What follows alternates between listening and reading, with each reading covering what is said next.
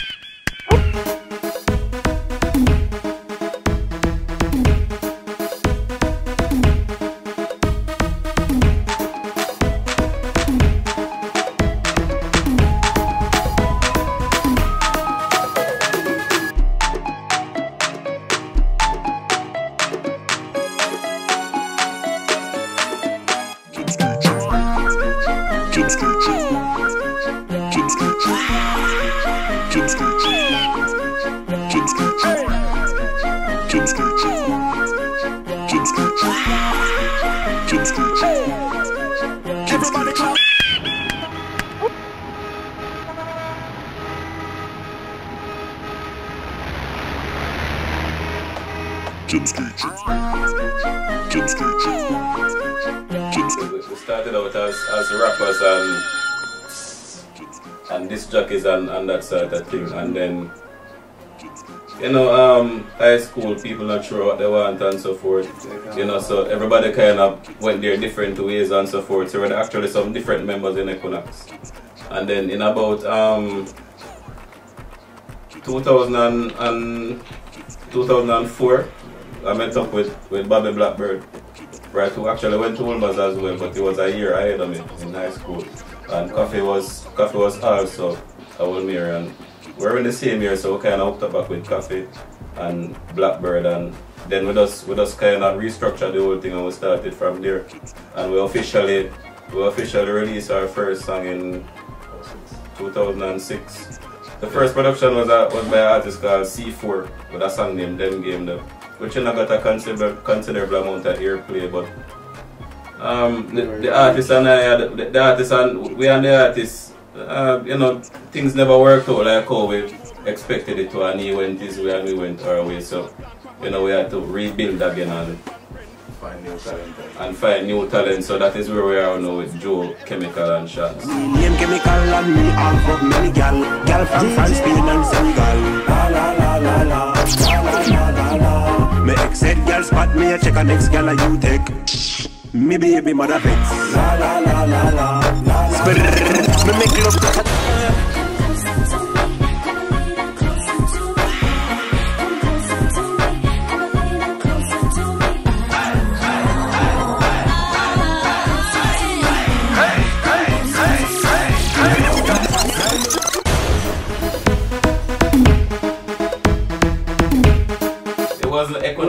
It was Equiknoxx production, right? But I actually made that rhythm in about 04, and it called The Eyes a Busy Signal, right? And I don't know if I was too young or something, but I wasn't given the fair credit. For that song. It was a Jazzy T production. And it wasn't Jazzy T that was necessarily stealing the credit. Others were stealing the credit, you know. We can leave them nameless because we don't really discuss people like that. Right? But others were stealing the credit, and I actually even went to a newspaper to do an interview myself and Bobby Blackbird, and we were telling them that, you know, we are the people behind this step out thing, and they didn't believe us. Yeah, they didn't believe us. Somebody else in a newspaper. Somebody else came out 1 week before saying that, you know, that they are the people behind the step out thing. So it was a whole lot of mix up and things. So it's like that song was so big, but we didn't get the credit for it. So it's like we had to start over again. Yeah. Because nobody believed that, you know. And I mean, if you check the record, it was released on Green Sleeves, Raga Raga. It was released on Reggae Gold 2006. It was released on Busy's album Step Out, right? And the credits is there. The credits are there. You know, the credits are there. The names are there. The credits are there. But you know, people just didn't believe it.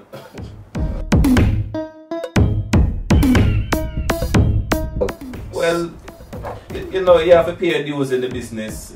You have to pay dues, and if you really check behind a lot of major producers, you'll be fascinated and surprised to see the sort of work that they put in under the name of other labels and so forth. So you have to kind of pay dues, you know, before you get that sort of respect to start producing your own records, because you know the Jamaican music, you have to have that sort of respect. You know, you have to have a track record. You know, so you can, if an artist come to you and ask you, well, you want to record me, I mean, what have you done before? You can say, well, you know, you done X, Y, Z, A, B, C, and then... People believe in results, so if them can see something that they're familiar with them and say, you know, alright, I'll give you a shot. Especially if you have like a inside link, like if your father or your uncle was artist or you play instrument and exactly, no one throughout the industry. My bass player or whatever, you know what I mean? If you're not one of those people, then you have to put in the work and you have to build the respect. Kind of like if you're looking for a job, they might ask you what kind of experience you have, just, you know. And again, we always ask this, where you get the experience if nobody willing to employ you, but that's just one of the things you have to put in the work and go there and fight the fight like everybody else. Yeah, I'm done green, and you not fight over bleaching cream. If you're even a bleach out and clean. Why, believe me, and the tattoo for your skin. Plus, girl, you look good in everything. You leave any dance in the early morning, sing. Why,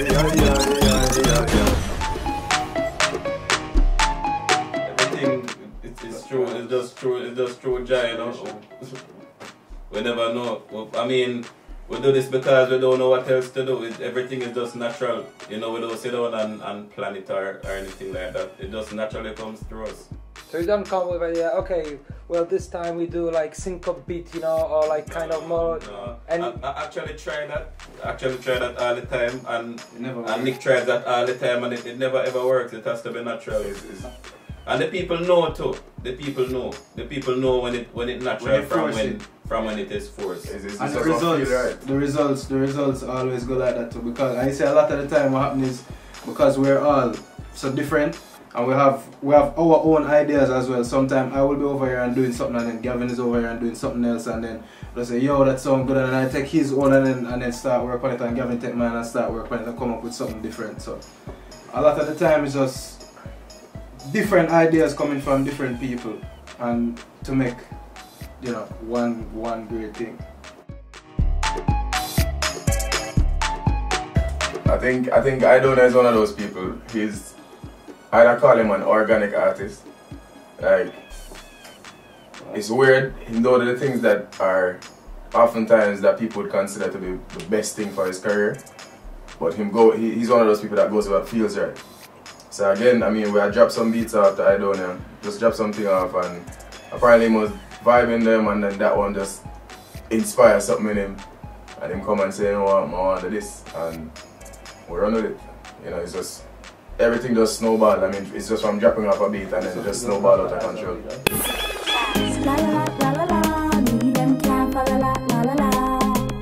La la la la la la, everywhere me go I'm gonna pop me color. La la la la la lee, watching them, chatting them, breathe. Through them hills and my man love me, and me love my man, so everything love me. That's why I'm so. Spice is such a talented person. Spice actually wrote that song because she didn't even have the rhythm. She never had the rhythm. She wrote the song while listening to the radio and hearing Aidonia's song. Listening to Aidonia's song, she didn't have the rhythm. Yeah. She came to us with this idea like, yo, I have this song. She was like, yo. But what, I hear that song up on the radio and I want to do something with it. That is something I have to point out as well, you know. Probably 99% of the artists that we work with, they come to us. You know, we don't really believe in like just straight up just soliciting new artists like that to work with, you know. Most of the people they hear us and they have a natural vibration towards us and they find us and do the work, you know. We believe the work comes out better that way. The work we do, you know. When you two meet me run at the back, me and you have cheating luck. My man gonna work and him now come back. Your girl watch your hard, but me no matter that. Hold me tight and don't let me go. Wine with me and me a wine with you. Secret love, oh it feel good so. Nobody nothing know between me and you.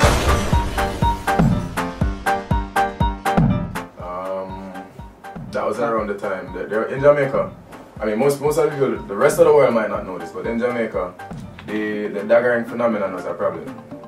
So the Broadcasting Commission and the government, they had a problem with the idea of Daggering. Too aggressive. It was too suggestive, too aggressive, too sexual, da da da da da da da. So they put a ban, and I think we were planning to drop the rhythm tomorrow, and then put the ban today. That's how funny it was.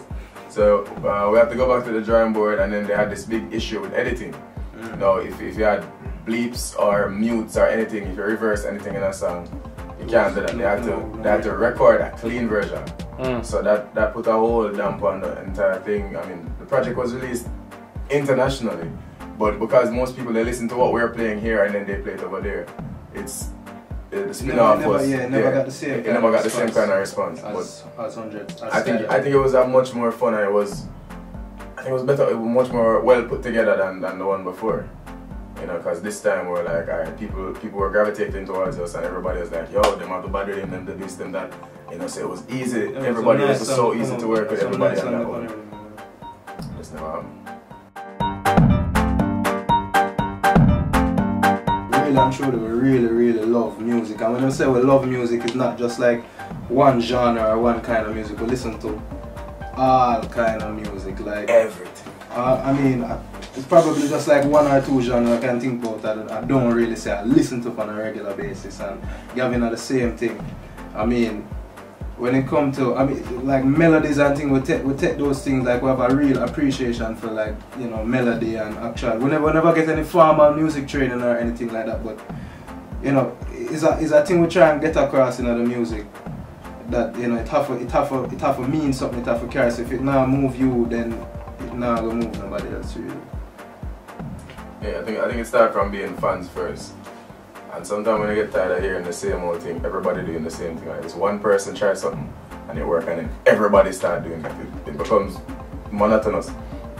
So I mean, we always try something different, we always try something new, and most of the time it's just a fun vibe. Like if we're in here and we do something, you know, a man might kick over a table, and it just the sound that the table makes, him might say, yo, I'll try to record that, I'll just try to do something with it. You know what I'm saying? So it's just stuff like that.